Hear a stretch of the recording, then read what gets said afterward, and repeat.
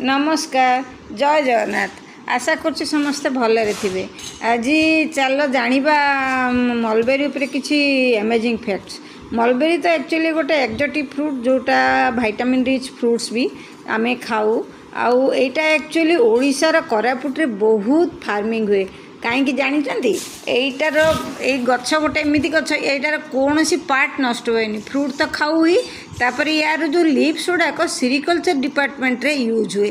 कहीं जानते से लिव्स गुड़ाक सेरिकल्चर से वार्म यहाँ यूज हुए से दिखती से वार्म गुड़ाक लिव्स गुड़ाक फूड हिसाब से खाती खाइला परे जतबे से बड़ हो जाती से लिव्स रे ही ताके कोसा बांध दियंती से कोसा बांध दियंती जोटा कोसा बांधिला परे से माने ऑटोमेटिकली जतबे ये जाती तापर से कोसा गुड़ा को आस्ते आस्ते से लिव्स रु छड़े की कलेक्ट करा हुए।